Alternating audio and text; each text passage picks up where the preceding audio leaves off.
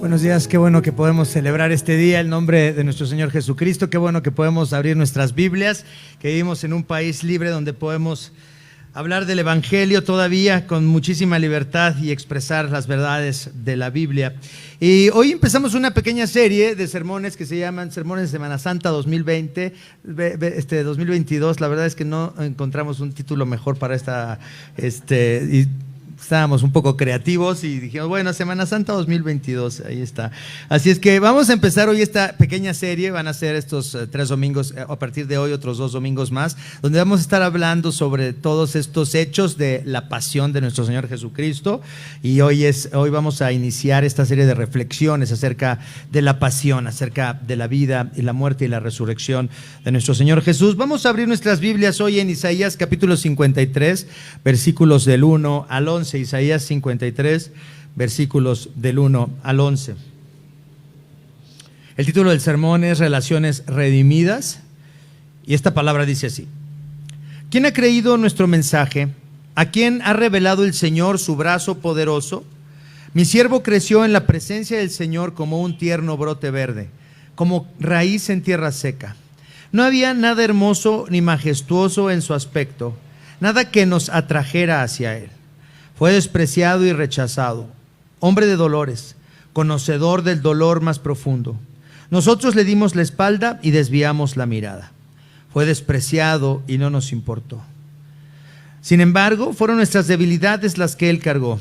Fueron nuestros dolores los que lo agobiaron. Y pensamos que sus dificultades eran un castigo de Dios, un castigo por sus propios pecados. Pero él fue traspasado por nuestras rebeliones y aplastado por nuestros pecados. Fue golpeado para que nosotros estuviéramos en paz. Fue azotado para que pudiéramos ser sanados.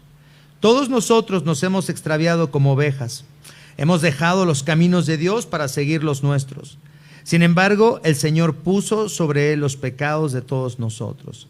Fue oprimido y tratado con crueldad. Sin embargo, no dijo ni una sola palabra. Como cordero fue llevado al matadero, y como oveja en silencio ante sus trasquiladores, no abrió su boca. Al ser condenado injustamente, se lo llevaron. A nadie le importó que muriera sin descendientes, ni que le quitaran la vida a mitad del camino. Pero lo hirieron de muerte por la rebelión de mi pueblo. Él no había hecho nada malo, y jamás había engañado a nadie, pero fue enterrado como un criminal. Fue puesto en la tumba de un hombre rico. Formaba parte del buen plan del Señor aplastarlo y causarle dolor. Sin embargo, cuando su vida sea entregada en ofrenda por el pecado, tendrá muchos descendientes, disfrutará de una larga vida, y en sus manos el buen plan del Señor prosperará. Cuando vea todo lo que se logró mediante su angustia, quedará satisfecho, y a causa de lo que sufrió mi siervo justo, hará posible que muchos sean contados entre los justos, porque él cargará con todos los pecados de ellos. Esa es la palabra del Señor en esta mañana. Entonces, vamos a meditar en 3 palabras. Fíjense una cosa, quiero que pensemos en cómo este pasaje nos habla de cómo nuestra perdición se da a nivel relacional.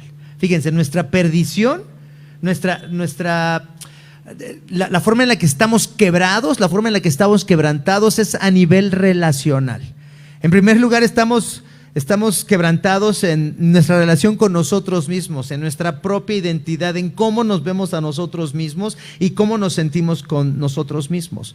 Y también tiene que ver esto, obviamente, con nuestra separación, nuestra relación rota con nuestro Creador, con Dios el Padre. Y también, obviamente, experimentamos relaciones quebrantadas con todos los que nos rodean. Entonces, nuestra perdición se da a nivel relacional con nosotros mismos, obviamente con nuestro Padre y con todos los que nos rodean. Entonces, de eso vamos a hablar hoy. Vamos a hablar de la relación con nosotros mismos, de la relación con Dios y de la relación con nuestro prójimo. Vamos a hablar de la relación con nosotros mismos. Fíjense cómo este pasaje nos muestra la naturaleza humana que tuvo que tomar nuestro Señor Jesucristo para redimirnos, para salvarnos. Entonces dice el versículo 1 hasta el versículo 3. ¿Quién ha creído a nuestro mensaje? ¿A quién ha revelado el Señor su brazo poderoso? Básicamente lo que Isaías estaba diciendo, nadie nos cree. Nadie, aunque Dios es poderoso, pero realmente nadie ve el poder de Dios, nadie reconoce el poder de Dios. Esa es una pregunta sarcástica. ¿Quién ha creído a nuestro anuncio? ¿A quién ha revelado el Señor su brazo poderoso? Fíjense cómo se manifiesta el poder de Dios, cómo se manifiesta Dios al mundo. Mi siervo creció en la presencia del Señor como un tierno brote verde, como raíz en tierra seca. ¿Cómo es un brote verde? ¿Tiene suficiente fuerza para sobrevivir? Si no lo cuidamos mucho, un pequeño brote, ¿qué le puede pasar? Se puede morir. ¿Y qué pasará con una raíz en tierra seca? ¿Tendrá muchísimo fruto? Es posible que ¿qué? Más bien que se muera. Dice, no había nada hermoso ni majestuoso en su aspecto, nada que nos atrajera hacia él. Fue despreciado y rechazado, hombre de dolores, conocedor del dolor más profundo. Nosotros le dimos la espalda y desviamos la mirada. Fue despreciado y no nos importó. Nuestro Señor Jesucristo, contrariamente a la idea mundana acerca de cómo deben ser los seres humanos, cuál es el ideal del ser humano, nuestro Señor Jesucristo vino como alguien débil y como alguien que no era hermoso, como alguien débil y como alguien que se podía despreciar fácilmente. Y estaba pensando en cómo los ideales del mundo siempre han estado presentes en las diferentes religiones. Pensemos en la religión grecorromana, los ideales. ¿Cuál es el ideal del hombre y de la mujer de este mundo? Tienen que ser personas hermosas y tienen que ser personas fuertes. ¿Están de acuerdo? Ese es el ideal. ¿Cómo se representaba a los semidioses o a los pseudodioses de la cultura grecorromana? Personas hermosísimas y fuertes. Y nuestra cultura sigue adorando esas características humanas ideales. ¿Están de acuerdo? Y si no, pues, si no están de acuerdo, pues vean todas las películas de Marvel, donde hay alguien feo. Bueno, obviamente los malos son feos, ¿están de acuerdo? Pero todos los héroes, ¿cómo son? Son hermosos, son buenos, hasta tienen buen sentido del humor, ¿no? Son fuertes, simpáticos, hermosos. Marvel sabe qué ofrecerle a la gente, ¿no? O sea, todos queremos ver personas fuertes y personas hermosas. ¿Quién quiere ver personas feas y débiles? ¿Irían ustedes al cine a ver personas feas y débiles? No. Hay que entender que nuestro Señor Jesucristo se presenta en este mundo tomando una naturaleza humana caída con todos los defectos y con todas las debilidades humanas a causa del pecado. Nuestro Señor Jesucristo viene de una forma humilde, no es rico. Nuestro Señor Jesucristo es descrito como una raíz en tierra seca que no tiene ninguna hermosura, ninguna belleza y no tiene ningún futuro. Esa es la forma en la que nuestro Señor Jesucristo se presenta a este mundo. ¿Qué es lo que ha pasado con el mundo? ¿Por qué nos sentimos mal con nosotros mismos? ¿Por qué rechazamos a otros y somos rechazados por otros? ¿Por qué tenemos que demostrarles a los demás que valemos? Que nos vemos bien, que olemos bien, que somos inteligentes, que tenemos buen gusto, que tenemos una buena vida. ¿Por qué tenemos que luchar tanto por ser aceptados por otros? ¿Qué es lo que pasó? ¿Cómo se corrompió la humanidad? Para que nuestro Señor Jesucristo, al venir a salvarnos, tuviera que tomar estas características. Fíjense, cuando nuestros primeros padres se apartaron de Dios buscando su propia gloria y su independencia moral, cuando Adán y Eva, que habían sido creados a la imagen de Dios, con esta imagen divina, Dios los creó de tal manera tan perfectos que les dio una dignidad que incluía el hecho de que pudieran rechazar a su propio creador. ¿Están de acuerdo? Es decir, los creó con tal dignidad a la imagen de Dios que Dios les dio la oportunidad de que pudieran rebelarse aún en contra de Dios, de que pudieran rechazar su relación con Dios. Y por eso el árbol de la ciencia del bien y del mal tiene una presencia tan central en los primeros 2 capítulos del Génesis. ¿Están de acuerdo? Ahí está el árbol de la ciencia del bien y del mal. ¿En dónde estaba? ¿Escondido en algún lugar lejano del Edén? ¿Dónde dice que estaba? En el mero centro. Ahí estaba, en el mero centro del jardín, allí estaba ese árbol que era una oferta de que pudieran, en el momento que ellos quisieran, podrían rechazar al Señor y buscar su propio camino, su independencia moral y pudieran vivir como ellos querían vivir. Y tomaron esa decisión, pero en cuanto se separaron del Padre, en cuanto se separaron del Creador, porque habían sido creados para estar en una relación con Dios, para ser gobernados por Dios, para que Dios fuera el árbitro moral de la humanidad. Adán y Eva deciden separarse de Dios, y lo primero que pasa es que lo que se corrompe es la visión que tienen de sí mismos. Fíjense una cosa, la primera consecuencia de nuestra rebelión en contra de Dios es que nuestra propia identidad queda rota y nos vemos a nosotros mismos como se vieron Adán y Eva. ¿Qué fue lo primero que sintieron? Temor y ¿qué? Y vergüenza. ¿Y qué cosieron? Se hicieron delantales de higuera para cubrir ¿qué? Su vergüenza. Y entonces fíjense, la historia de la humanidad es la historia de los seres humanos tratando de conseguir estas hojas de higuera que impidan ese sentimiento de temor, de vergüenza, de que hay algo que está mal con nosotros mismos.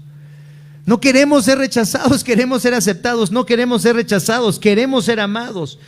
Pero sin embargo, ¿qué encontramos? Que somos rechazados, que somos despreciados, que nuestras relaciones con los demás están rotas, que nuestra relación con Dios es una relación en la que hay temor, hay vergüenza delante de Dios, pero delante de nosotros mismos nos sentimos mal, no nos sentimos seguros. No nos sentimos amados de forma natural. Creemos que tenemos que hacer algo para ser valorados. Y todas las culturas del mundo crean sus propias formas en las que las mujeres y los hombres tienen que ser considerados como alguien valioso, como alguien aceptado. Por ejemplo, en las culturas tradicionales, especialmente en el tiempo de Isaías, en el capítulo 54, es decir, un capítulo después del que leímos de Isaías 53, hay un verso que dice: alégrate tú, la que no has tenido hijos, la estéril. Eso es una declaración que no tenía sentido en el tiempo de Isaías. Estamos hablando de más o menos 700 años antes del nacimiento de nuestro Señor Jesucristo. Entonces, es decir, alrededor de hace 2700 años. Dice Isaías: alégrate tú, la estéril, la que no has tenido hijos, alégrate tú. Esto era algo que no tenía sentido en esa cultura, porque una mujer que no tenía hijos era una mujer que no valía nada. Nada. Y ahí está la historia de Ana, que Rodrigo compartió el miércoles pasado en la oración. Ahí estaba la historia de Ana. ¿Cómo se sentía Ana? Se sentía mal consigo misma, se sentía que no valía nada, porque en esa cultura, si tú no tenías hijos, entonces no tenías riqueza. Entre más hijos tuvieras, tendrías más riqueza, tendrías más mano de obra para ayudarte con tus rebaños o a cultivar la tierra o lo que hicieras. Los hijos no eran una carga financiera como lo son ahora en nuestra cultura. Los hijos eran una fuente de riqueza, y también tribalmente, es decir, cada grupo humano, entre más mujeres tuvieran y más mujeres tuvieran hijos, entonces obviamente iban a tener más posibilidad de dominar a otros, de tomar las tierras de otros, de ganar en una guerra. Y las tribus y las familias que tuvieran pocos hijos básicamente estaban destinadas a desaparecer. Porque también, si no tenías hijos en aquella época, cuando llegara la vejez, prácticamente si no tenías quien te mantuviera, estabas condenado a morirte de hambre. Y para que te quedaran más o menos 3 hijos en aquella época, dicen los expertos en el Antiguo Testamento, tenías que tener entre 10 y 12 hijos para que te quedaran 3 o 2 hijos vivos cuando tú llegaras a la vejez, si es que llegabas a la vejez. Las mujeres entonces eran valoradas por lo que hacían. No, eran valoradas por los hijos que podían tener. En nuestra época eso ha cambiado muy poco, pero no, ha cambiado un poco, pero no del todo. Ahora los hijos, como les digo, son considerados un gasto, una carga, algo que sale muy caro, pero de todas maneras las personas siguen presionando a las mujeres con sus preguntas, ¿verdad? ¿Cuándo vas a tener bebés, hija? El reloj biológico está avanzando, ¿no? Esas preguntas que hacen personas cristianas, la típica hermanita de la iglesia bien intencionada, ¿verdad? ¿Y ustedes qué? ¿Cuándo van a tener bebés? La típica hermanita bien intencionada pero chismosa, ¿verdad? Que linda pero chismosa, ¿no? Entonces, hay una idea de que debes de tener hijos si quieres ser una mujer completa, si quieres ser una mujer que se realiza, ¿no? ¿Cuándo van a tener hijos? Si te la pasas trabajando, te la pasas haciendo cosas. Qué bueno que tienes una carrera profesional, pero estás descuidando otras cosas. Es decir, las mujeres siguen siendo presionadas en un sentido. En este tiempo de liberación femenina y de libertad sexual, la mujer sigue siendo oprimida como hace 2700 años. Es decir, sigue teniendo que cumplir un papel que se espera de ella para darle valor, para que no se sienta avergonzada. La cultura a nuestro alrededor, ¿qué es lo que dice? Tienes que ser ahora una mujer libre sexualmente, debes ser guapa, debes ser exitosa profesionalmente, debes también ser madre y, como siempre les digo, no debes de pesar más de 50 kilos. Esas son las características que debe tener una mujer que vale. Aunque la sociedad diga que no hay opresión, que las mujeres son libres, no es cierto.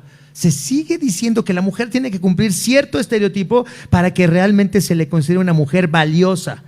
Y no estamos hablando de la iglesia opresiva, patriarcal, cristiana. Estamos hablando del mundo, ¿no? Que te exige que tengas tú como mujer un cierto papel y que lo cumplas y que seas exitosa, guapa, esto, el otro, delgada, que también seas madre, pero que también seas feminista. Es decir, todas estas cosas contradictorias se siguen exigiendo de las mujeres. ¿Por qué?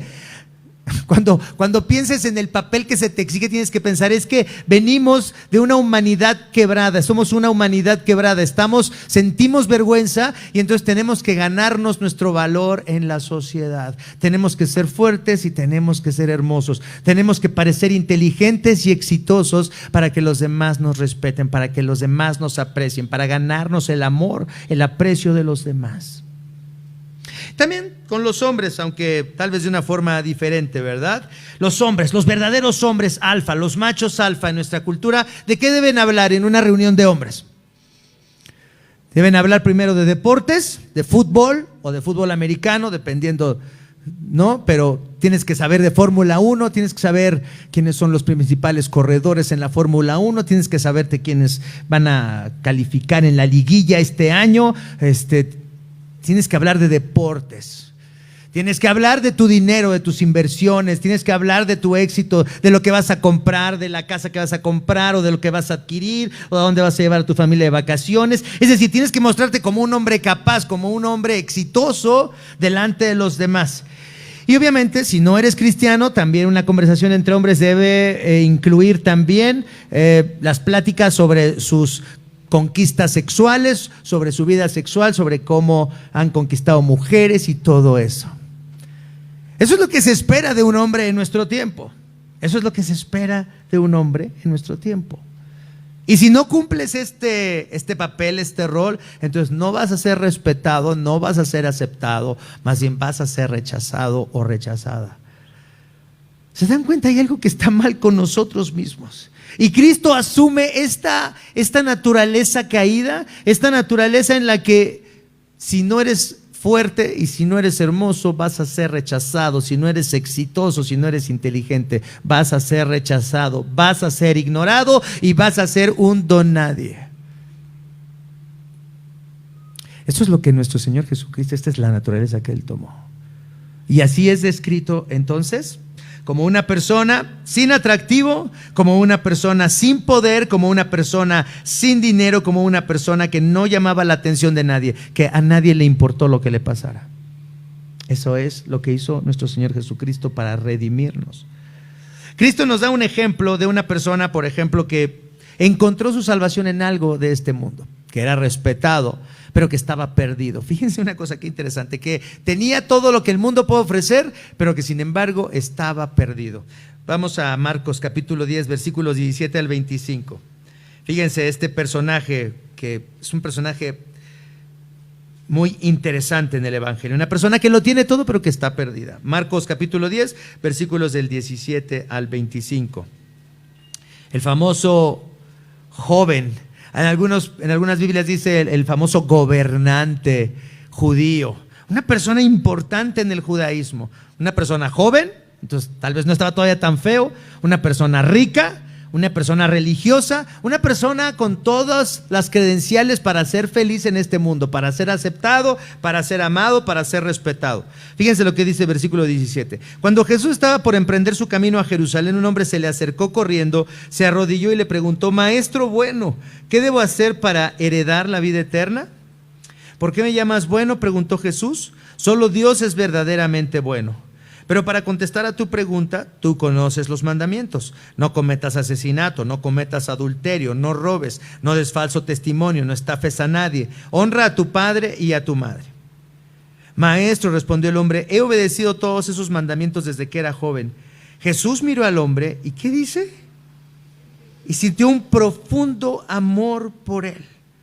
Se compadeció de él, dijo, este es un buen hombre que tiene todas esas credenciales y todavía está buscando la vida eterna. Es una persona interesante. Hay una cosa que todavía no has hecho, le dijo Jesús. Anda y vende todas tus posesiones y entrega el dinero a los pobres y tendrás un tesoro en el cielo. Después ven y sígueme.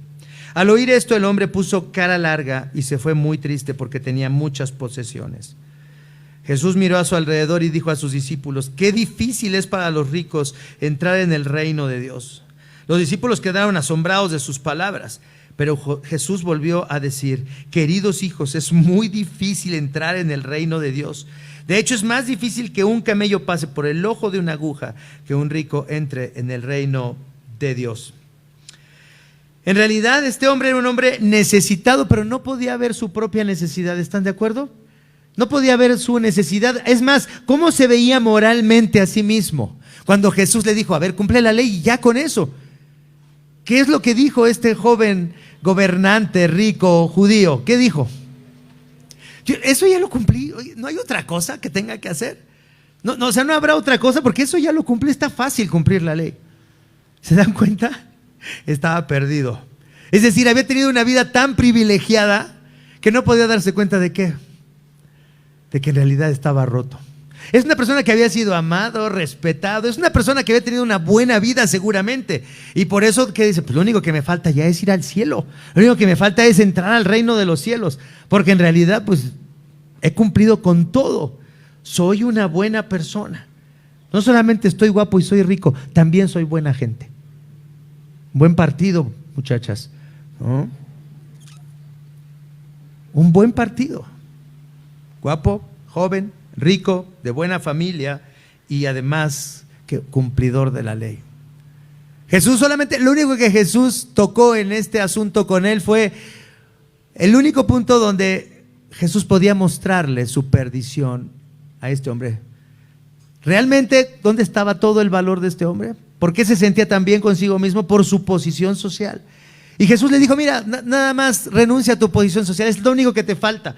Es lo único, de veras, vas muy bien. Lo único que te falta es que dejes de poner tu confianza, de que te quites la última higuera que te falta.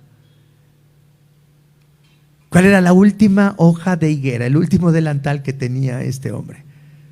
Su posición social. ¿Y qué dijo? Es demasiado. Es demasiado, no, es mucho. Voy a quedar totalmente vulnerable. Y eso es lo que Cristo vino a hacer para rescatarnos. Vino a ser totalmente vulnerable, vino a ser rechazado para que tú y yo no seamos rechazados. Vamos a ver en estas semanas de la pasión de nuestro Señor Jesucristo que Él fue dejado en la cruz sin respuesta a sus palabras. Padre, Dios mío, ¿por qué me has desamparado? Y quiero que entiendas desde hoy que Cristo vino a tomar esta posición vulnerable. Cristo vino a ser rechazado para que tú y yo no seamos rechazados. Y cuando tú aceptas la obra de Cristo, cuando tú entiendes que Él recibió toda la fealdad, toda la pobreza, toda la ira de Dios sobre Él, para que tú y yo seamos aceptados y delante de los ojos somos hermosos. O sea, eres tan hermoso que costaste la sangre del Cordero que quita el pecado del mundo. Fíjate, eres tan precioso. No estamos aquí diciendo que no, si estás medio guapo, no, a lo mejor estamos feísimos, pero la cuestión está en que delante de Dios somos preciosos a los ojos de Dios. Somos algo tan costoso, somos algo tan precioso que Dios aceptó dar la vida de su Hijo, del Hijo eterno de Dios, porque pensó que tú y yo valíamos la pena, porque pensó que tú y yo valíamos tanto para que pudiéramos estar en su presencia, redimidos, sanados de nuestra continua búsqueda de formas para no ser rechazados. Y cuando vienes a Jesús puedes quitarte todas las hojas de higuera y puedes decir, yo estoy roto, yo soy un miserable, estoy desnudo, no tengo nada en este mundo. ¿Qué dice el salmista? ¿Qué me queda en este mundo? ¿Qué dice el salmista? Tú eres mi herencia. ¿No dice eso el salmista? Tú eres mi herencia. ¿Qué tengo en esta tierra? ¿Qué me queda en esta tierra? Podemos perderlo todo en 5 minutos. ¿Se han dado cuenta? Podemos perderlo todo. Podemos perder nuestra posición social, podemos perder nuestro trabajo, podemos perder nuestra buena reputación, podemos perder nuestros matrimonios, podemos perder a un hijo querido, podemos perderlo todo en 1 minuto. No tenemos realmente nada. Lo único que tenemos es este amor que se nos ofrece, donde Dios ha decidido amarnos, no porque vio algo bueno en ti o algo bueno en mí, sino porque ha decidido amarte y ha decidido amarme, ha decidido perdonarte y ha decidido perdonarme a mí. ¿Quién puede impedir que Dios te salve si Él ha decidido salvarte y perdonarte? ¿Quién puede impedir que Dios te ame si es la decisión del Todopoderoso? Y la muestra está en que Cristo vino a tomar nuestro lugar. No solamente en la cruz, pero también tomó lugar en este mundo. Y fue rechazado para que tú y yo seamos abrazados. Fue puesto afuera de la ciudad para que tú y yo entremos en la Jerusalén celestial. Esto debe sanar la forma en la que te ves a ti mismo. ¿Cómo te ves a ti mismo? Esto debe sanar la percepción que tienes de ti mismo. A ver, si soy un clasista, si soy un racista, si soy un blofista, si soy un snob, si soy, o sea, ¿por qué soy esta persona? ¿Por qué no renuncio a esas tonterías? ¿Por qué no renuncio a esas hojas de higuera con las que quiero no ser vulnerable? ¿Y por qué no puedo decir que soy una persona necesitada? Pero necesitada y amada. Perdido, miserable, malo, pero redimido, comprado con la sangre preciosa de Jesús. ¿Podemos entender esto? La primera relación que tiene que ser sanada es con nosotros mismos. Y Cristo, al tomar esta posición de vulnerabilidad y de desprecio y de rechazo, al tomar toda la fealdad del mundo sobre Él y la debilidad del mundo sobre Él, nos redime, nos salva, para que nos veamos de una forma diferente, para que realmente nos apreciemos como Dios nos aprecia. Fíjense qué precioso es esto. Ya no tengo que tener delirios de grandeza. Puedo renunciar a mi orgullo, puedo renunciar a querer ser exaltado, pero también puedo renunciar a esos problemas que tengo conmigo mismo, cómo me veo a mí mismo, cómo me veo menos que otros o como víctima. No tengo ni que ser víctima, ni tengo que sentirme menos que los demás, ni tampoco más que los demás, porque he sido comprado con la sangre preciosa de Jesús, he sido salvado por gracia. ¿Qué amor se nos ofrece en el Evangelio? ¿Y cómo debiera eso de sanar la percepción que tenemos de nosotros mismos? ¿En dónde estás buscando tu salvación? Renuncia a eso y abraza a Cristo. Número 2, ¿qué es lo que Jesús viene a sanar? Sana nuestra relación con Dios. Fíjense lo que dice el versículo 4 y versículo 5 del texto, Isaías 53, 4 y 5. Dice: sin embargo, fueron nuestras debilidades las que Él cargó, fueron nuestros dolores los que lo agobiaron, y pensamos que sus dificultades eran un castigo de Dios, un castigo por sus propios pecados. Esto, lo que está diciendo Isaías, es que muchas personas percibían que Cristo estaba siendo puesto en la cruz por sus propios pecados. Los que no creían que era el Mesías, pues decían, está pagando por sus propios pecados. Pero dice en el versículo 5, pero Él, esto no fue así, Él fue traspasado, ¿por qué? Por nuestras rebeliones y aplastado por sus pecados, nuestros pecados. Fue golpeado para que nosotros estuviéramos en paz. Fue azotado para que pudiéramos ser amados, ser sanados. Isaías nos recuerda que nuestra salvación está en la restauración de nuestra relación con Dios. Y fíjense, para obtener su perdón por nuestra rebelión, alguien necesita pagar. Es así que Cristo es traspasado por nuestras rebeliones. Y la palabra traspasar, que se usa en el hebreo, significa sufrir una muerte violenta. Sufrir una muerte violenta. Eso es lo que tenía que pasar. Cristo tenía que morir de manera violenta, dice, por nuestros pecados, aplastado por nuestros pecados, golpeado para que nosotros estemos en paz con Dios, azotado para que sanemos de nuestra adicción a todas las cosas que anhelamos para hallar paz. Fíjense, ¿qué es lo que ustedes identifican? ¿Qué sentimiento identifican ustedes con aplastar, con traspasar, con azotar y con golpear? ¿Qué emoción?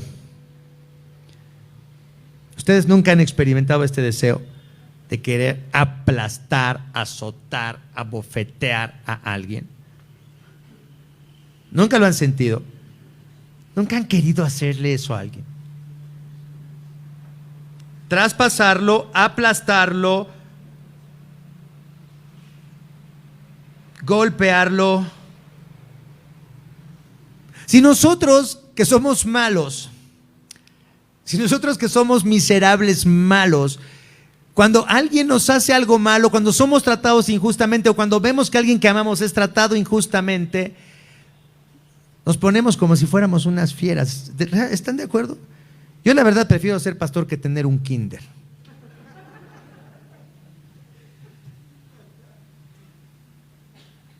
La verdad prefiero ser pastor que tener un kinder. Yo me acuerdo de cómo nos poníamos los papás cuando les pasaba algo a nuestros preciosos angelitos en el kinder. ¿Qué tal se siente cuando alguien le da una mordida a tu bebé en el kinder? ¿Qué quieres hacer? Alguien tiene que pagar por eso. O sea, de verdad, si tú eres papá y tú nunca sentiste ganas de aplastar a alguien, ganas de traspasar a alguien, cuando le pasó algo a tu bebé en el kinder, entonces no sabes, o sea, realmente tienes que revisarte. Ven a consejería. De verdad, porque no sabes cómo nos poníamos los papás cuando algo pasaba y oíamos los reclamos y oíamos los pleitos y su bebé fue el que le dijo esto a mi bebé y le sacó la lengua, no a usted. ¿Qué cosas? Lo más precioso que tenemos son esos bebés, esos angelitos. Y si alguien los toca, vas a ver. ¿Tú te imaginas cómo Dios el Padre ve a cada uno de las personas que Él ha creado a su imagen y a su semejanza? Y cuando tú te aprovechas de una persona, cuando tú te aprovechas de una jovencita y la usas para tu placer sexual y no quieres casarte con ella y no quieres tener nada que ver con ella, ¿sabes lo que estás haciendo? No estás pecando solamente y fornicando y desobedeciendo un mandato de Dios. No, estás utilizando a alguien que es la bebé, que es un angelito de Dios, que alguien que Dios aprecia muchísimo. Y tú estás pecando contra esa persona y estás pecando contra Dios. Cuando tú como mujer ocupas tu poder sexual para lograr lo que quieres, para manipular a un hombre y hacer lo que ese hombre quiera, porque lo puedes controlar sexualmente, ¿sabes? Estás pecando contra Dios. Estás pecando contra el Creador. Estás utilizando a otras personas. En el asesinato se nos prohíbe pensar que las vidas de los demás son desechables. Y en la fornicación se nos recuerda que las personas no son utilizables. Fíjate una cosa, los mandatos de Dios reflejan lo que cómo Dios quiere que tratemos a otros, porque Dios ama a las personas que están a tu alrededor y a mi alrededor. Y cuando nosotros desconocemos a Dios, cuando nosotros nos apartamos del camino de Dios, como está descrito aquí en Isaías 53, todos nos hemos desviado del camino de Dios como ovejas que no quieren obedecer al pastor que las quiere llevar a la salvación. Entonces, ¿qué es lo que hacemos? Tenemos esta ira asesina, nos convertimos en asesinos y somos adúlteros. Utilizamos a los demás y odiamos a los demás. ¿No son los dos pecados de los que el Señor Jesucristo habla en el Sermón del Monte? ¿Qué dice? Ustedes han oído, no matarás, pero yo les digo que cualquiera que se enoje con su hermano y le diga idiota, racá, ¿qué dice?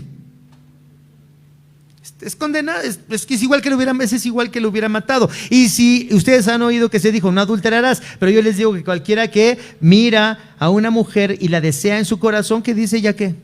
Ya adulteró. Entonces, realmente tenemos que entender que este desorden moral en el que vivimos, este odio que sentimos hacia otros, esta forma de utilizar a otras personas delante de Dios produce la ira de Dios. Y el Señor, en lugar de hacernos pagar a ti y a mí, ¿qué dice? Ahora nuestro Señor Jesucristo viene y toma el lugar que te correspondía a ti y a mí en la cruz. Y entonces Cristo es golpeado, es traspasado, para que nosotros no seamos azotados, para que nosotros no seamos traspasados. Fíjense lo que dice el versículo 6: todos nosotros nos extraviamos como ovejas, hemos dejado los caminos de Dios para seguir los nuestros, para hacer ¿qué? Nuestra voluntad. Sin embargo, el Señor puso ¿sobre quién? Sobre su siervo todos los pecados de nosotros. Y por lo que Cristo hizo, fíjense ahora lo que tenemos en Romanos 5, versículos 1 y 2. Fíjense, ahora este intercambio maravilloso, este intercambio magnífico, en el que la ira de Dios, en lugar de recaer sobre nosotros, recae sobre su Hijo Jesucristo. Entonces ahora nosotros estamos en paz con Dios. Fíjense lo que dice Romanos 5, versículo 1 y 2. Romanos capítulo 5, versículos 1 y 2. Por lo tanto, ya que fuimos hechos justos a los ojos de Dios por medio de la fe, fíjense, ya que fuimos hechos justos a los ojos de Dios por medio de ¿qué? De la fe, de poner nuestra confianza en la obra de Cristo. Eso es de lo que vamos a estar hablando en estas semanas, en estos días, de su vida, de su muerte, de su resurrección, de su ascensión, de su promesa de regresar. En eso tenemos nuestra fe. Entonces, por eso tenemos ¿qué? Paz. ¿Con quién? Con Dios. Nuestra relación con Dios es restaurada porque Cristo recibió la ira del Padre. Gracias a lo que Jesucristo nuestro Señor hizo, ¿por quiénes? Por nosotros, debido a nuestra fe, es decir, porque ahora confesamos que Cristo es nuestro Señor, entonces Cristo nos hizo entrar en este lugar de privilegio inmerecido, en el cual ahora permanecemos y esperamos con confianza y alegría participar de la gloria de Dios. Entonces, fíjense ¿qué es a lo que nos lleva esto?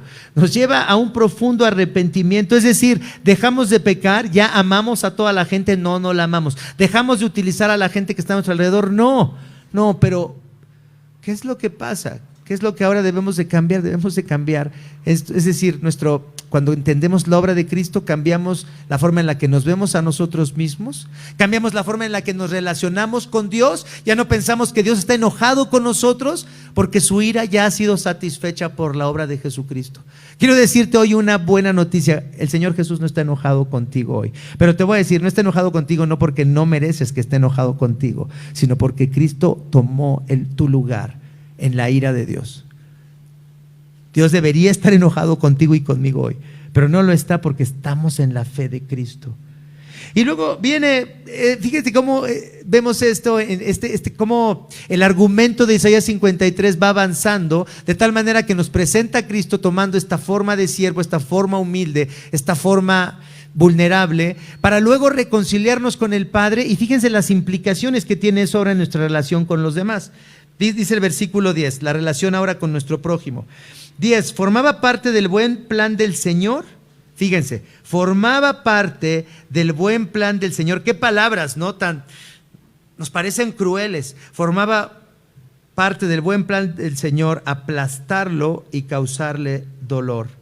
El buen plan de Dios incluía esto, hacerle esto a su Hijo para que nosotros no fuéramos aplastados. Sin embargo, cuando su vida sea entregada, es decir, cuando la vida del Mesías sea entregada en ofrenda por el pecado, tendrá muchos ¿qué? Muchos descendientes. ¿Cuál es el fruto del trabajo de nuestro Señor Jesucristo? Si dicen los versículos previos que Él murió sin descendencia, y dice, pero ahora cuando Él vea el fruto es que va a tener ¿cuántos? Descendientes, miles de descendientes, 1 millón de descendientes. Es decir, va a producir esa raíz de tierra seca que parecía que no iba a sobrevivir, despreciada, ahora va a tener un fruto tremendo y entonces va a tener una familia nueva, descendientes, una nueva familia.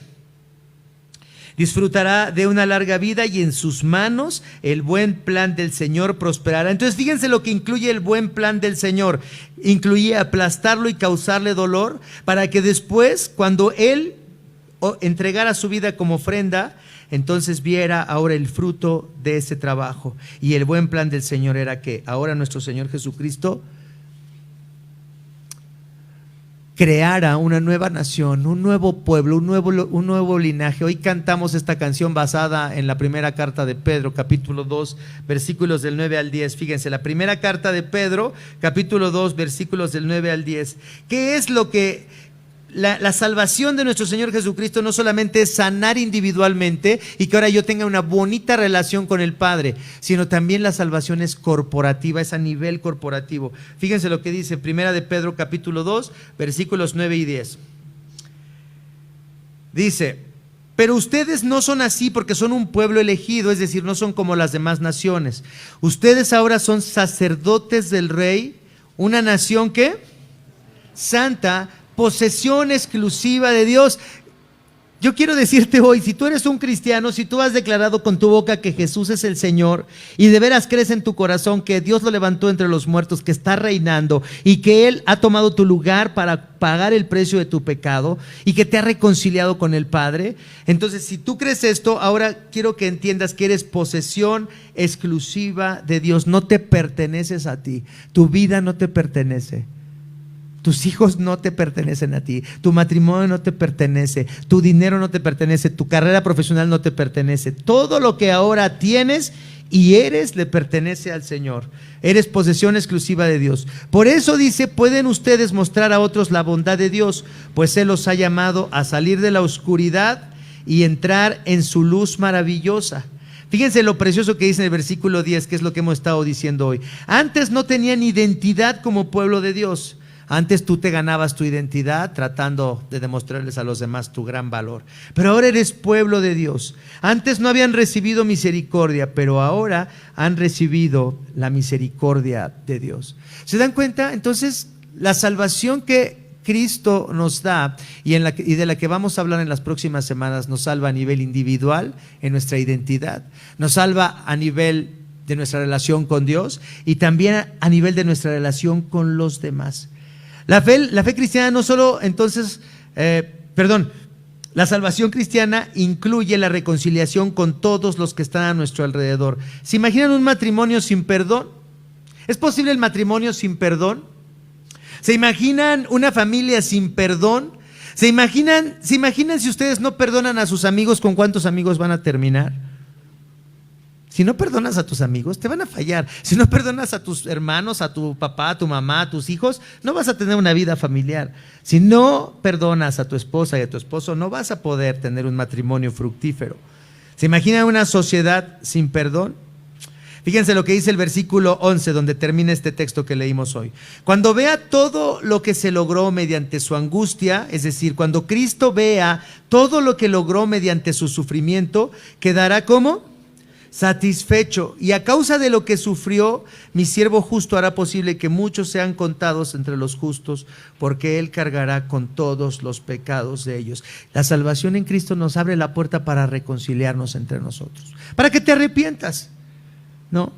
Si tú has utilizado, por ejemplo, si tú has utilizado para tu placer a una mujer, ¿qué debes hacer? Debes pedirle perdón. Debes de casarte con ella, debes de decirle, ya no voy a usarte, ahora voy a casarme contigo. Me arrepiento de no entender cuál es el plan de Dios para nuestras relaciones. Y ese arrepentimiento se tiene que ver en tus nuevas acciones. No vivir como el mundo, no utilizar a las personas, sino arrepentirnos y hacer todo lo que está en nuestra mano para restaurar lo malo que hemos hecho con los demás, mientras sea posible hacerlo. Esto es importante. Tenemos que tomar en serio esto. Dios nos ha llamado a reconciliarnos con los demás, a hacerle bien a los demás. Jesús está satisfecho hoy contigo y conmigo. Está satisfecho de ver que su pasión, que su muerte violenta e injusta nos ha liberado de la muerte y del pecado. Esto lo satisface, esto lo llena de alegría. Imagínate, nosotros somos una pequeña iglesita aquí en la colonia Roma. Pero ¿te imaginas cuando Cristo contempla a todos los hombres y todas las mujeres en todas las naciones, en todos los pueblos, de todas las lenguas, de todas las clases sociales, de todos los tiempos que han vivido, y sabe que por su sangre preciosa todos ellos le pertenecen, que son suyos? ¿Se dan cuenta la satisfacción maravillosa que Cristo experimenta en el hecho de que estemos adorándole hoy? De que le temamos, de que le amemos, de que nos apropiemos de estas promesas de salvación. Que esta Semana Santa que está por comenzar sea un tiempo de reflexión que nos lleve a apreciar más nuestra salvación y las consecuencias de nuestra salvación. Vamos a orar. Padre Santo, estamos muy agradecidos, Señor, porque realmente entendemos que estamos rotos a nivel relacional. Te odiamos a ti de manera natural y odiamos a nuestro prójimo. Y queremos exaltarnos sobre los demás para no experimentar vergüenza. Por eso vivimos una vida de desprecio hacia todos los demás. Pero Padre, hoy queremos agradecerte, Señor, que tú nos perdonas esa actitud tonta, que tú nos perdonas por despreciar lo que tú amas, por despreciar a las demás personas a las que tú amas. Y Padre, gracias porque podemos venir a ti. Gracias, Señor, porque sabemos que nuestra identidad ha sido restaurada por Cristo. Él llevó nuestra debilidad y nuestra fealdad. Él llevó todo lo que está roto en nosotros y ahora, Señor, nos ha restaurado. Somos tus hijos y podemos vernos como hijos amados, perdonados, como hijos, Señor, que van a heredar todas las bendiciones del Padre que lo tiene todo. Padre, gracias por que hemos sido reconciliados contigo, que tenemos acceso a tu gloria, que tenemos acceso al lugar santísimo por la obra de nuestro Señor Jesucristo. Y gracias, Padre, porque nos llamas también a reconciliarnos con todos los que están a nuestro alrededor. Gracias porque nos llamas a perdonar a los que nos ofenden. Gracias porque nos llamas a hacerle bien a todos los que están a nuestro alrededor. Señor, gracias por redimir nuestras relaciones quebradas. Gracias, Señor, por salvarnos. Te agradecemos, Padre, por todo lo que has hecho en nuestras vidas, en el nombre de Jesucristo, tu Hijo. Amén.